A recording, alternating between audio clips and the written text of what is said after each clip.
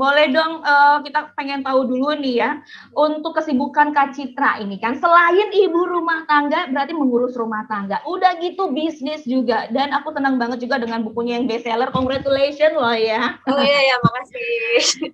Oke, dan tentunya bisnis yang lainnya, boleh cerita sedikit dong tentang bisnisnya, karena kan yang pasti ibu-ibu di sini juga pengen tahu nih, untuk mulai bisnis kayak gimana, ada seru, ada dukanya, yang pasti banyak serunya ya, boleh dong ceritain Kak. Ya, jadi dulu tuh aku background-nya kan emang banker ya Mbak Dia. Betul. Ngurusin ngelola dana retail lah, pengelolaan dana retail. Dan salah satu yang aku urusin tuh di bank itu ada yang namanya fee based income. Fee based income itu adalah pendapatan yang diperoleh bank di luar pendapatan utama. Salah satu sumber yang diperoleh bank dari fee based income itu adalah biaya transfer. Nah, transfer. Jadi begitu ada flip, waduh ya. Karena flip itu kan jadi solusi ya buat kalau dari sisi nasabah ya, kalau kan waktu itu dari sisi bank ya. Dari sisi nasabah itu jadi solusi banget loh. Memudahkan ya Kak.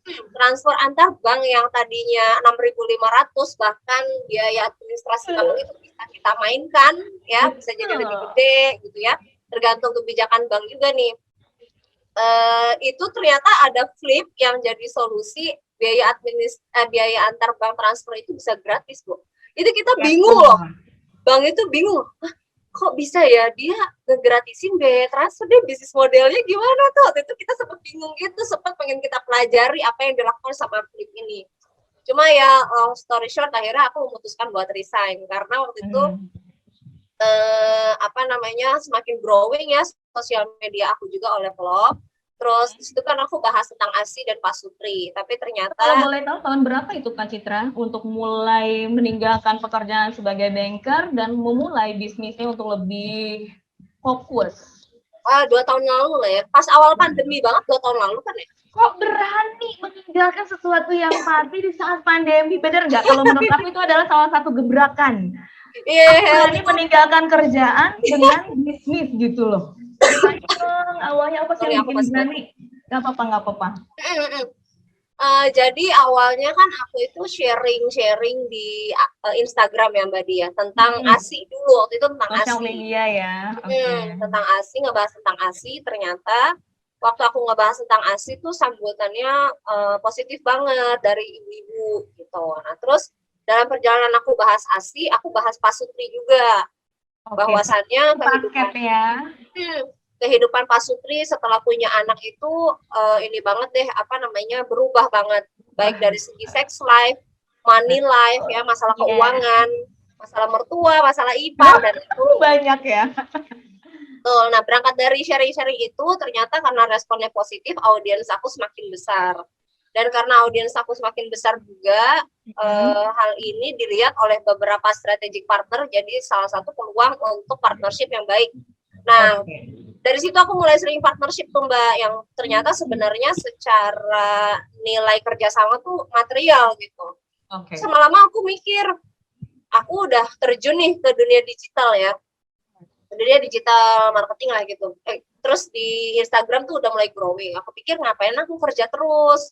Dan karena satu dan lain hal masalah prinsip juga, kayaknya emang udah saatnya nih aku resign gitu.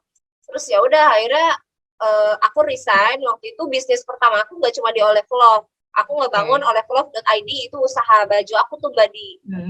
Nah usaha baju itu aku bangun sama 2 orang teman aku. Jadi teman aku itu 2 orang fokus pada produksi sampai distribusi, aku fokus di branding dan marketingnya gitu. Nah dalam perjalanan ups and downs usaha baju di masa pandemi ini sesuatu banget. Nanti kita ceritain ya masa pandemi. Boleh banget. Nah, habis itu aku ngebangun Olevlog Hampers juga, itu usaha kue kolaborasi sama teman aku. Tapi memang kita bikin seasonal cuma pas lebaran aja. Terus yang terbaru dan insya Allah ini lebih sustain ya, emang kita selalu buka adalah Olevlog Gold yang jual beli logam mulia ini. Dan ini antusiasmenya tinggi banget sih. Aku nggak nyangka di masa pandemi ini ternyata orang kaya tuh masih banyak yang beli emas sampai berjuta-juta gitu.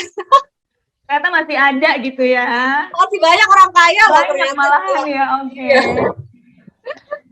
gitu sih Mbak. Jadi sampai sekarang deh akhirnya aku running usaha aku gitu. Oke, jadi salah satu hal yang bikin benar-benar berani untuk aku akan meninggalkan perbankan ini dan aku akan mulai fokus dengan bisnis karena memang peluangnya juga ternyata menjanjikan ya. That's why mengambil satu langkah besar ya. Nah, kalau misalnya aku sih saran banget ya. Saran banget ke ibu-ibu di sini. Kan ini ibu kece klub ya. Aku perhatiin ibu-ibunya produktif ya bikin konten ya. Itu sebetulnya kalau konsisten bikin konten, kita punya satu tema yang menarik gitu ya. Konsistensi kita itu dan fokus kita itu pasti akan membawa kita suatu saat pada tempat kita yang seharusnya gitu. Jadi kalau kalian suka bikin konten, fokus bikin, rajin, yang konsisten, usahain bisa lama-lama kita akan mendapatkan tempat kita sendiri di dunia digital ini gitu. Setuju banget. Jadi apapun kalau misalnya fokus, apalagi fokus dengan apa yang kita suka, insya Allah kali ya, kedepannya juga pasti ada aja jalannya gitu ya kan? Benar.